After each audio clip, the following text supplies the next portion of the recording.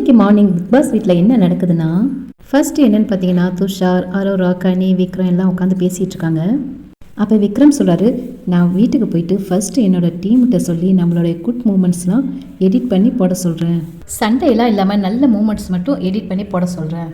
பாசிட்டிவாக உள்ளது மட்டும் பார்க்கலாம் அப்படிங்கிற மாதிரி விக்ரம் சொல்லிட்டு இருக்காரு. உடனே கனியும் ஆமாம் அப்படிங்கிறாங்க. உடனே கனி சொல்கிறாங்க, எல்லாருமே 24 ஹவர்ஸும் பார்ப்பாங்க அப்படின்னு சொல்லிட்டு இருக்காங்க. அப்படியா, நான் 1 மணி நேரம் தானே பார்ப்பாங்க அப்படின்னு தானே நம்ம இஷ்டத்துக்கு ஜோக் அடிச்சிட்டு இருக்கோம் அப்படின்ட்டு அரோரா சொல்கிறாங்க. உடனே கனி சொல்கிறாங்க, பூனை கண்ணை மூடினா எல்லாம் இருட்டு, உலகமே இருட்டுன்னு நினச்சிக்கிறோம், அது நம்ம தான் நினச்சிக்கிறோம். இல்லை வந்து எல்லாருமே எல்லாத்தையும் எடுத்து போட்டுருவாங்க. ஆப்போசிட்டில் உள்ளவங்க ஏதாச்சும் சொல்லும்போது இது ஏன் அப்படி, இது ஏன் இப்படி அப்படின்னு எடுத்து போட்டுருவாங்க அப்படின்னு கனி சொல்கிறாங்க. உடனே அரோரா சொல்கிறாங்க, லாஸ்ட் இயர் என் ஃப்ரெண்டு பண்ணல, அது கூட நான் பார்க்கவே இல்லையே அப்படின்னு சொல்கிறாங்க. அப்புறம் ஆதிரைன்னு என்னமோ சொல்ல வராங்க. அப்புறம் அதோட ஸ்டாப் பண்ணிடுறாங்க. இதுக்கு மேலே சொல்ல வேணாம்னு நினச்சிட்டாங்களுக்கு. உடனே விக்ரம் சொல்கிறாரு, இந்த வீட்டிலேயே அதிகமாக கம்மியாக வேலை பார்க்குறது எப்படின்னு யோசித்து வேலை பார்த்தது அரோரா மட்டும்தான் அப்படின்னு சொல்கிறாரு. அப்படி சொல்லி அரோராவை டீஸ் பண்ணிட்டு இருக்காங்க. அரோராவும் சிரிச்சிட்டு இருக்காங்க. எந்த வேலையும் பார்க்காம அரோரா கொஞ்சம் பெருத்துட்டா அப்படிங்கிற மாதிரி சொல்லிட்டு இருக்காங்க.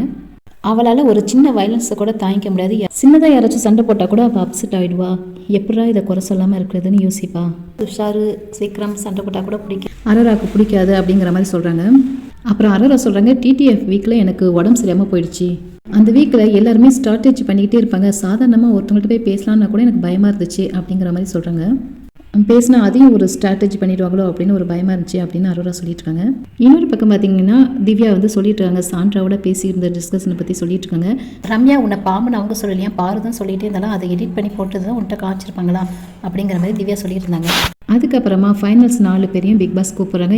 குரூமிங் பண்ணுறதுக்காக பிக் பாஸ் கூப்பிட்றாங்க. 4 பேரும் போகிறாங்க.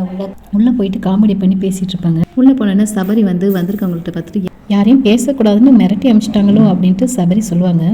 வந்திருக்கவங்கள்ட்ட சும்மா எல்லாரும் சேர்ந்து கமெண்ட் பண்ணிட்டு இருக்காங்க. உடனே சபரி சொல்கிறாரு, வந்திருக்கவங்க எல்லாம் பார்த்துட்டு என்ன அல்லு அர்ஜுன் மாரி இருக்குன்னு சொல்கிறாங்க பாரு அப்படின்னு சொல்கிறாங்க. உடனே திவ்யா சொல்கிறாங்க, அதுதானே நாங்களும் சொன்னோம் அப்படின்னு சொல்கிறாங்க. உடனே சபரி சொல்கிறாரு, அப்படி அவங்க சொல்லவே இல்லை, இதே போல தான் நான் அவங்கள்ட்ட போட்டு வாங்கணும் அப்படிங்கிற மாதிரி சொல்கிறாரு.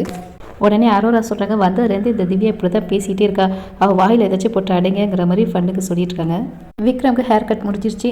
அதுக்கப்புறம் வெளியில் பார்த்தீங்கன்னா கனி, வினோத், அமித் எல்லாரும் ஒன்றா உட்காந்து பேசிகிட்டு இருக்காங்க.